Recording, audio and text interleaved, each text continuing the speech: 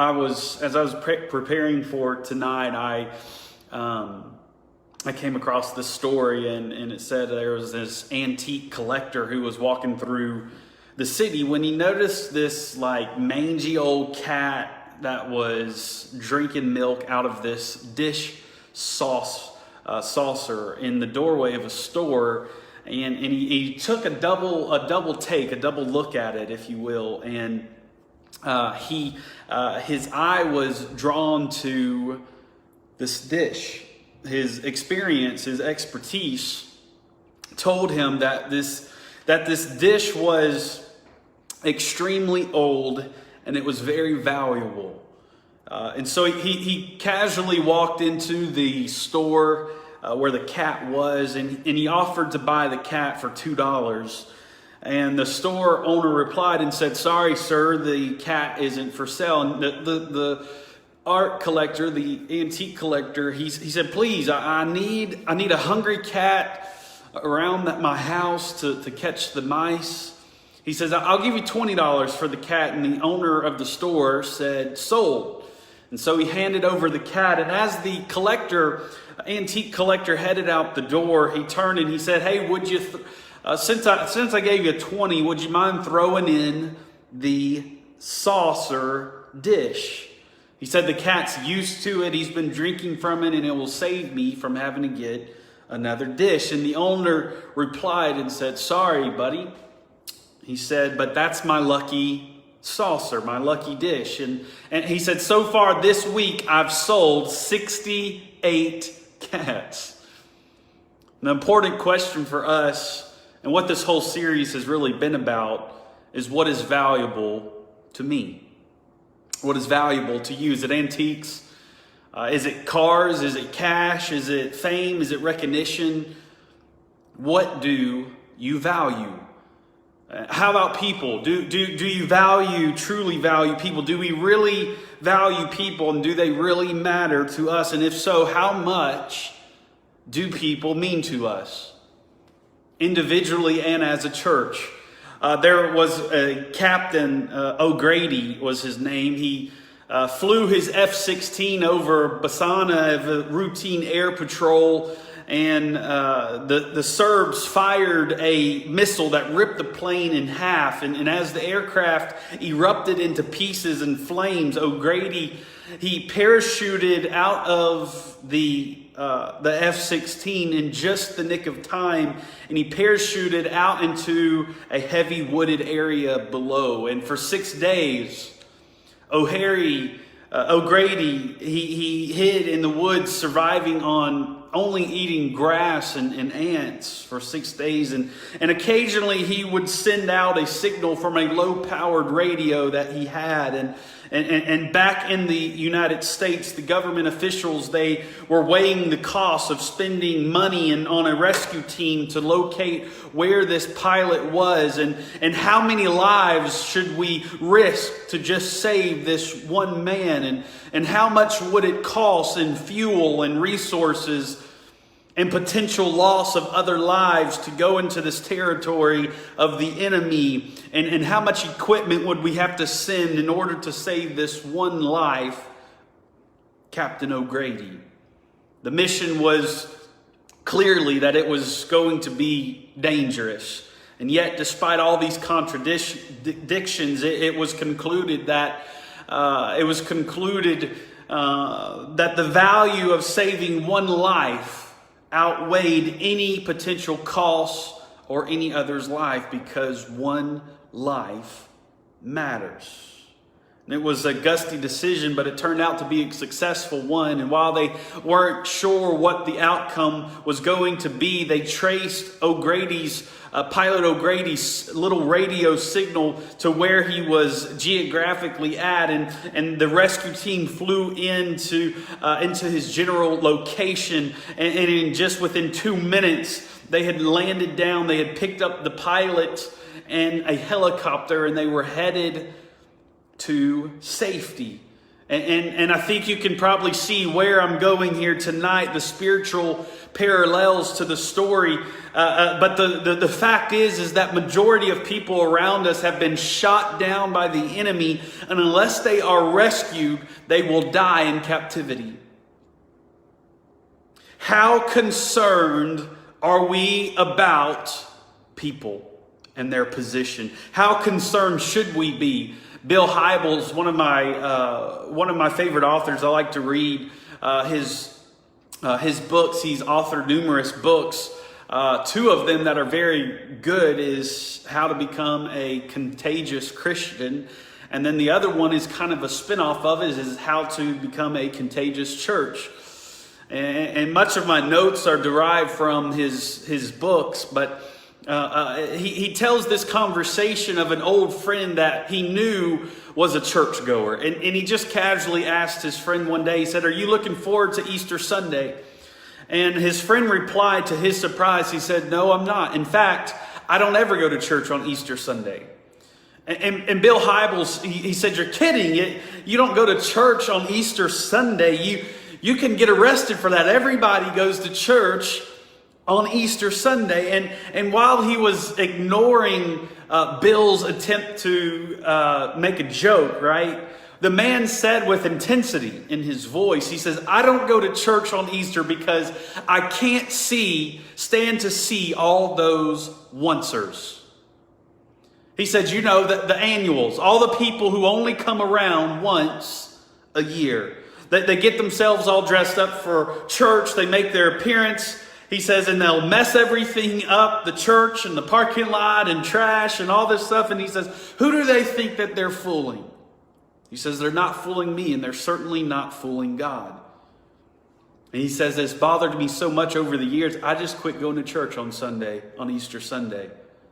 He said, and he made this statement, "I have no use for oncers." This man obviously had no use for those kinds of people, and no doubt he was convinced that God didn't have a use for them either. And although I hate to admit it, it's not uncommon for people like me and even like you to fall prey to similar value of judgments and ways of thinking. We all have a tendency to make assessments on other people's behalf and on God's behalf for who God can use and who God can't use. And if we're not careful and we don't have the proper value placed on people, then we will reduce our mental list of those who God really cares about to our own little group of people and select people. But God does not think that way. God values every single person. And hear the heartbeat of your pastor tonight, church, that people matter to God, and so people are going to matter to our church.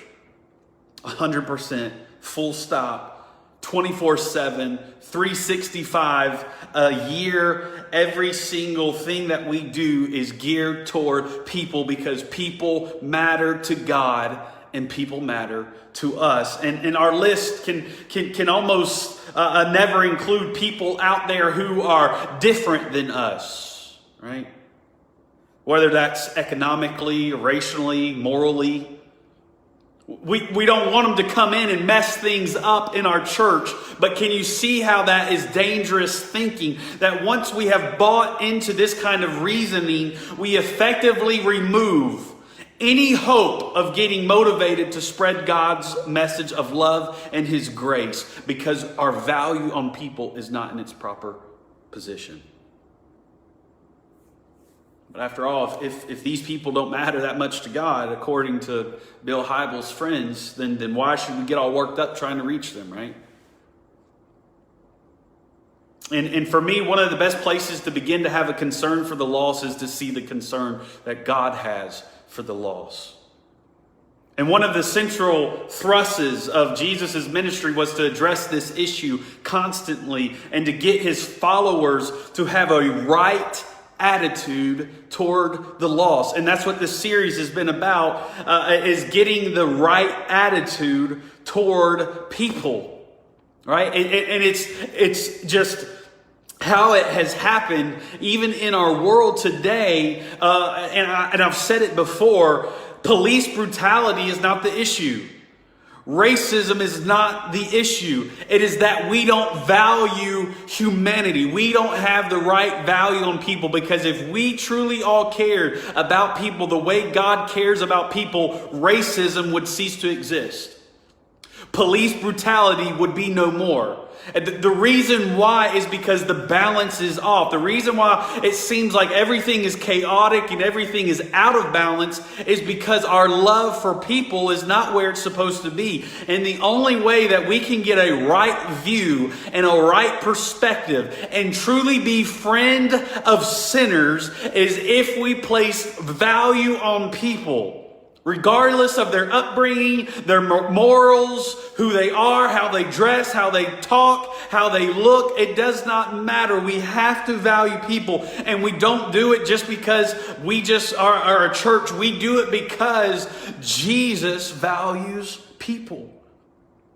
And in Luke 15, that whole chapter, I'm not going to take the time to read that entire chapter, but I want to briefly hit these few points over the next few minutes throughout Luke chapter 15. And this chapter in Luke 15, it tells us that Jesus was teaching on this certain occasion. And one day Jesus found himself surrounded by a large crowd of irreligious people, right?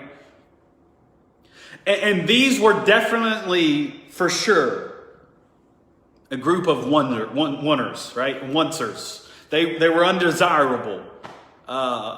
They were unconvinced. They didn't believe, and they were confused. They were morally bankrupt people of the town, and certainly God wouldn't have any use for these people like this, right?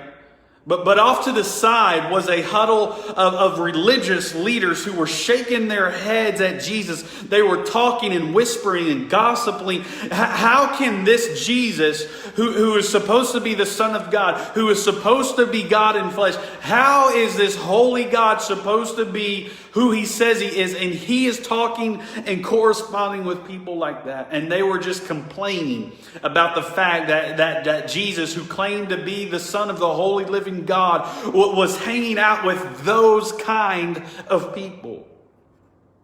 And Jesus, of course, knew exactly what they were thinking. And so he told these three very pointed and very powerful parables throughout Luke chapter 15. And he began with this first one. He said that once there was a man who owned 100 sheep, right?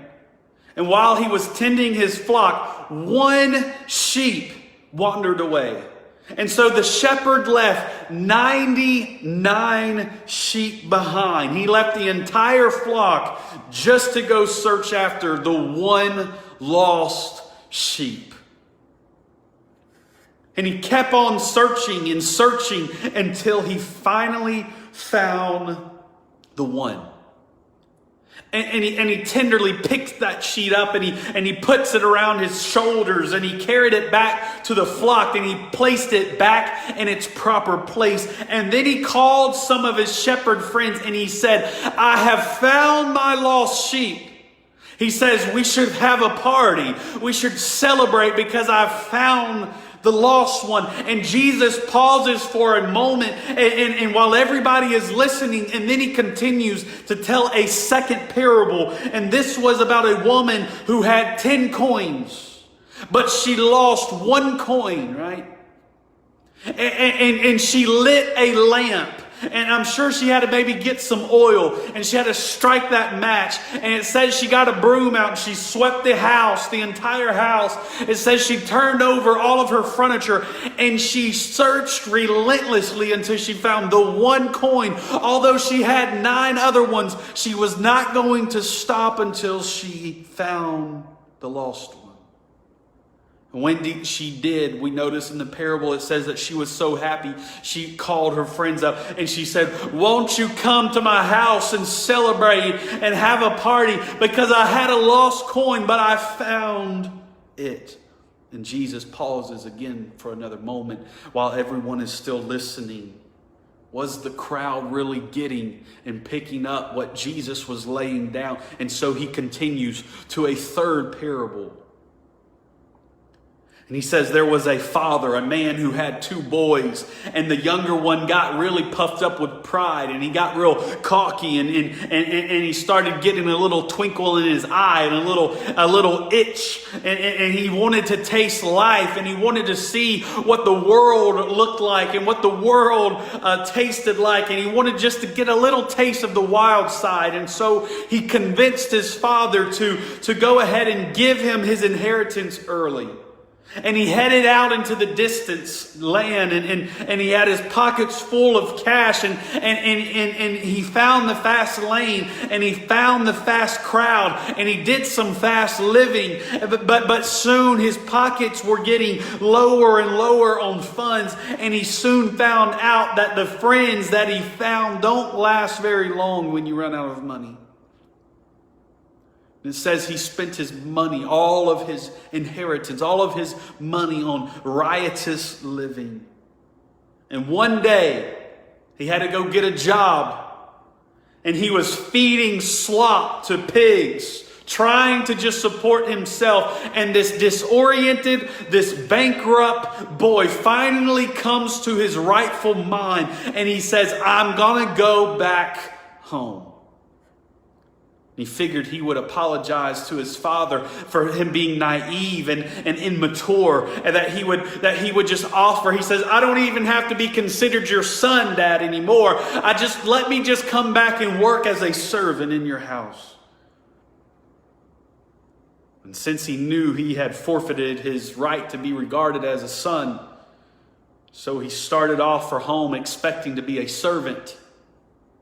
His father, who had spent hours, countless days, maybe even weeks, maybe even months. We don't know how long he was gone, but I'm sure he spent hours looking out the window, watching and longing for his son's return one day, just thinking and waking up, maybe this will be the day that he comes back home. And one day, maybe he was hopeful. Maybe he said, maybe he's just not going to come back. Ever. But he sees this vague person really far back, really far away, this little object moving. And as that object got closer and closer, and I'm sure his father was rubbing his eyes, maybe he was even pinching himself. Am I dreaming? That looks like my son. And while he was still afar off, it says the father immediately got up with hope filled in his heart, and he ran to his son and he embraced his son. And I'm sure that his son started saying, Dad, I'm so sorry. I messed up. I've spent all my money, but I'm sure his dad wouldn't even let him finish. The father said, just be quiet. Don't talk like that. I'm just glad you're home. Right?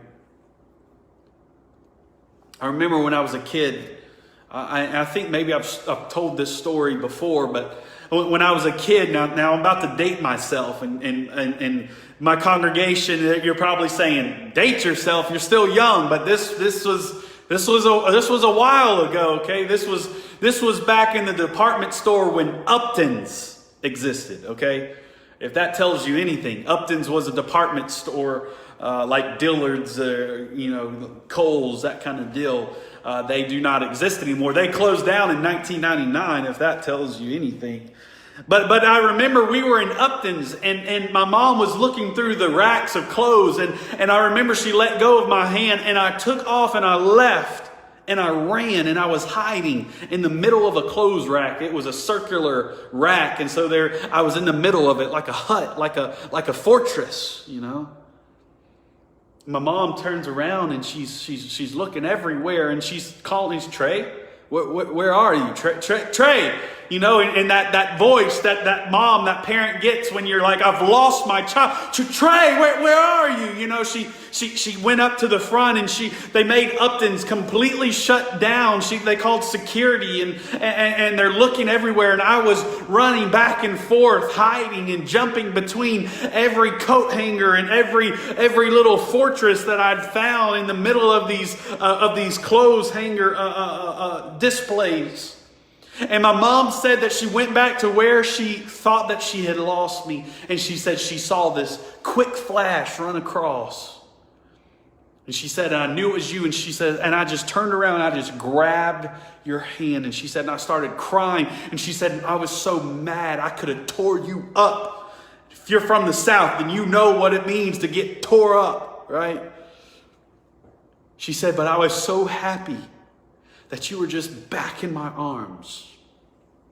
She said, I couldn't even be mad. She's like, because I thought I had lost you forever.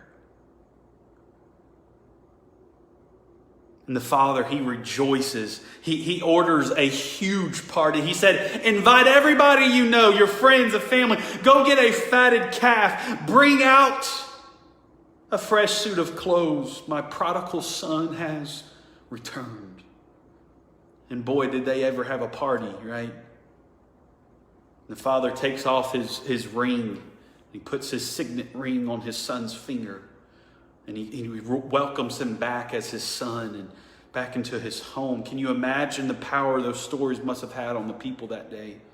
But here's something amazing. This is the only time in the entire New Testament that Jesus ever told 3 parables in a row. And the reason why he repeated himself not once, not twice, but 3 times is because Jesus was trying to get a point across.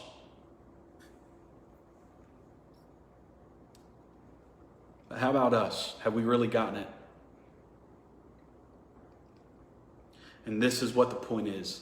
That people matter to God.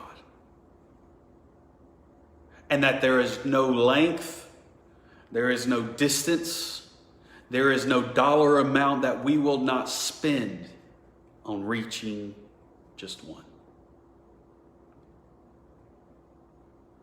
And I want to give you a few points about these parables and what these stories should tell us. And the first is that each of these parables had something of great value that was missing. In order to be friends of sinners, in order to make a difference, we have to place great value on the lost. The missing sheep was important to the shepherd because it was a significant part of his livelihood. The lost coin was vital to the woman. It perhaps could have been 1/10 of her entire estate. And it goes without saying that the prodigal son was greatly important and of value to his father, right? And though these stories, Jesus has shown us that all people are valuable to God. And Jesus always makes time for people, no matter what. No matter the expense, no matter the cost. It's never too much. He makes time for people. And even though a person might get far off track, they still matter to God. Doesn't matter how backslidden, how messed up, how broken, how confused, or how hurt. It's never too much of us to go and reach the one lost. We never have and never will lock eyes with a person that walks this earth that is not valuable to God. The thief on the cross is a great reminder of that truth. That as these 2 thieves hung beside Jesus, one to his left and one to his right, and one continued to rebel against God, and the other turned to Jesus and he repented and he asked and he requested for Jesus' help, and Jesus could have easily rejected him. Jesus could have easily said, you had that time in that moment and now it's too late. After all, consider what kind of criminal he must have been, how much time he must have wasted in his life, how much little he had to offer to God. He wasn't ever going to give a Bible study. He wasn't ever going to reach someone. He wasn't even going to do anything for the kingdom of God. This was it. He was going to die. And Jesus could have turned the other cheek and he could have ignored him. But remember the words that Jesus spoke that day. He said, "Today you will be with me in paradise." And so it was at that moment it heralded good news. And the good news is that people matter to God. The second thing that which was missing was important enough from the three parables is that which was missing was important enough to warrant effort to retrieve and to restore it. The sheep, the coin, and the son. The shepherd went looking and didn't stop until he found his sheep. The woman turned up her house upside down until she found the coin. And although the father respected the freedom and the decision of his son to walk away, he waited for the first sign of his repentance in order so that he could restore him. He warranted the effort. It was worth retrieving. It says when the son was far off, it says he immediately ran after to embrace him. Do people really matter that much to God? And the answer, I would say, is yes. Jesus, speaking of his own mission and the value of people, he said in Luke chapter 19, verse 10, he says, "And for the Son of Man came to seek and to save what was lost." Right before Jesus returned to the Father and he said, "As the Father sent me," he says, "Now I'm sending you." And Rock Church family and believer and Christian, wherever you are, if you consider yourself a follower of Jesus Christ, can I tell you, just as God was sent to invest in lost people's lives and to seek the lost, so are we commissioned, and he has sent you to go and reach the lost. It is both our privilege and our responsibility to be God's agents of grace and love and compassion to the lost. It is our mission to seek those who are lost and to bring them to Jesus Christ. And that brings me to the third thing. And the third thing of these three parables is that the retrievals, the retrieving of the lost resulted in rejoicing.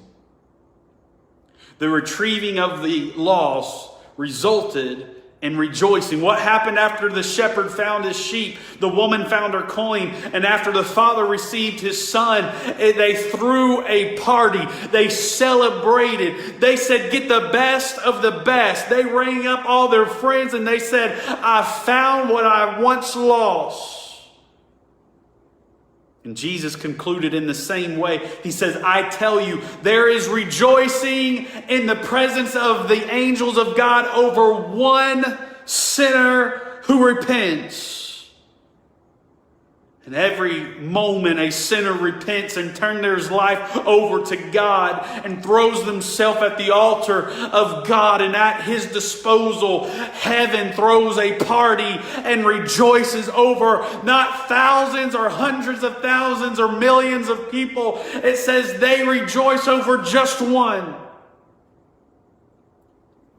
And I believe that deep within every one of us is the awareness that we are on this planet, on this earth, for purposes greater than just having a career or going to school and paying the bills and loving our families and fulfilling the role as being an upright citizen. And while I'm not against any of those things, can I tell you, church, what your purpose is? You are called to be an ambassador for Jesus Christ. Before anything else, before me being a pastor, before me being a husband, before me being a friend, I am an ambassador of Jesus Christ. There is a mission that we are called to, and we are called to embrace the mission. And this is the last and the final sermon of the series, Friend of Sinners. And if we're going to be effective, can I tell you, church, we have to embrace our mission. We have to embrace our mission.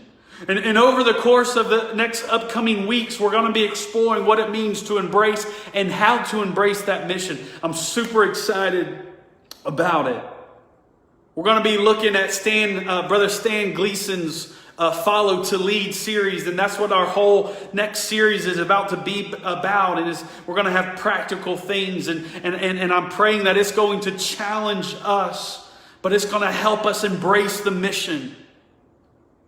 And as fearful as you might be thinking that we're becoming more evangelistic and we're becoming more outwardly focused, and while that is true, can I tell you that I hope that you learn to lean, not to be somebody you're not. I'm not asking you that if you're an introvert to become an extrovert. I'm asking you to fulfill what God has called you to be. And that is an agent of grace, an ambassador for Christ. And He's called us to be a disciple maker. And that we would learn to make ourselves available to God, and the results will come, and we will be throwing a great, rejoicing, Holy Ghost party for every soul, even just one that comes and finds the Lord and repents, because heaven is. So I think His church should as well. And so just tonight, I want to ask you, I want to ask wherever you're at, would you pray over yourself tonight? Not for a family member or a friend that might be viewing this with you, but would you pray over yourself right now? God, will you increase our ability to embrace our mission for the gospel of Jesus Christ? Would you call on the Lord? Would you pray that over your life right now? Would you pray that we will learn to value all people as God does, that people matter to God and that people matter to us? Would you pray that prayer to Him right now? That we would love unconditionally, that we would invest without hesitation, without regard, but that we will reach the one that is lost. And that's our goal. Amen. From till December 31st, that we each one reach one. I'm challenging you, church, that you reach one soul. Bring one person to the Lord between now and December 31st. I believe in you. God's going to do it. If you step out in faith, if you go bold in the Holy Ghost, God is going to order your steps, and He's going to position you exactly where you are at the right time, at the right place, talking to the right person. But you've got to be sensitive to Him. You've got to have the right value on people. My hope for us is that we follow after the example of Jesus Christ. That even though He was headed to the cross, the shadow of the cross was looming over Jesus' head. He was going to go be beaten and crucified and eventually die. He was busy. He had a lot on his mind. He was stressed out. You see the humanity and the fullness, the deity of God, both in operation, because you see when He's praying in the garden, Lord, if there's any way for this cup to pass, let it pass. And Jesus sets the perfect example, praying, reaching out to God when we are in need, right? When we're overwhelmed. He was stressed out. He had a lot on his mind. He had a lot on his plate, and there was a lot to come. But I want to point this out to you, and this is my passage tonight, and I'm coming to a close. And it's in Luke chapter 19, 1 through 10. And then Jesus entered and passed through Jericho. Now behold, there was a man named Zacchaeus, who was a chief tax collector, and he was rich. And he sought to see who Jesus was, but could not because of the crowd, for he was short of stature. And so he ran ahead, and he climbed up into a sycamore tree to see him, for he was going to pass that way. And when Jesus came to the place, he looked up and he saw him, and he said to him, Zacchaeus, make haste and come down, for today I must stay at your house. And so he made haste and came down and received him joyfully. But when they saw it, they all complained, saying, he has gone to be a guest with a man who is a sinner. And then Zacchaeus stood and said to the Lord, "Look, Lord, I give half of my goods to the poor, and if I have taken anything from anyone by false accusation, I restore fourfold." And Jesus said to him, "Today, salvation has come to this house, because he also is a son of Abraham. For the Son of Man has come to seek and to save that which was lost." They were chiving Jesus because he's gone to go stay with a sinner. He could have came and had dinner and stayed at the church. He could have come and preached to us a nice sermon. He could have come and invested in us one more time.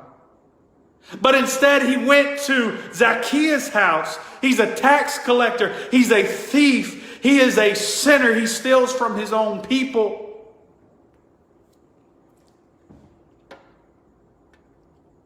Jesus said, because you have done this, you've sought God out, you've restored fourfold of everything that you've taken. He says, because you've done this, today salvation has come to this house, because he also is a son of Abraham. Can I tell you, just because he was a sinner doesn't mean he wasn't a son of Abraham. Just because other people's belief system and morals and way of thinking don't line up with the Bible yet, doesn't mean that they're not sons and daughters of Abraham, that God died for them just like he died for us.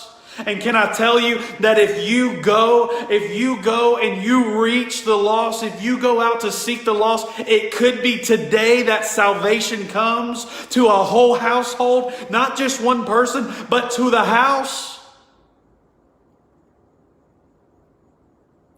And the hope of the gospel is that Jesus made time for us. He could have overlooked us. He could have passed us by, but from the beginning of time in the Garden of Eden, before the fruit of the knowledge of good and evil was even tasted over 2,000 years ago, before Jesus hung on Calvary and bled on the cross, Jesus had his eye and his mind on you. So we are to follow that example that Jesus has set before us. That no matter what is going on in our life, no matter how bad of a day that we might have had at work, no matter what side of the bed you woke up on this morning, we have to make time for people. That in the middle of pastoring and being bivocational and family time and accomplishing all the various things that I have to do throughout a week, can I tell you, God doesn't let me off the hook just because I'm a pastor. God doesn't let me off the hook and say, well, you don't have to go and invest in a soul. God doesn't let me off the hook and say, well, you don't have to disciple somebody. You don't have to reach out to somebody. Rather, God said, no, I've positioned you and I've placed you in the path to cross paths with someone that needs to hear the hope of Jesus Christ. And so we must answer the call that Jesus Christ has laid on us. And the same is true for you, church. Moms, you're so busy, I know. Running your kids around, trying to keep the house clean and cooking dinner and cleaning dishes and washing clothes and all the various things that you do and pay bills and all this stuff that you do. And husbands, I know you work hard and you work long hours and you have to sacrifice a lot to make ends meet. I get it. I know you're busy. I get it. I'm busy. You're busy. We're all busy. But can I tell you what we can't be too busy for? We can't be too busy for souls. It doesn't matter how complicated our lives are. That we have to have our ears turned toward heaven. And we have to have our eyes on the harvest, on the field, because the harvest is white and it is ready. And all we have to do, church, and this is the word for our church tonight, the harvest is white and it is ready. And all God is asking us to do is to go and reap what God has already promised us and what God has already given us. But we can't step into our future, and we will never step into the promise and see those promises fulfilled if we do not go and receive and reap what God has promised us. You're going to be busy. It's always going to be that way, probably, right?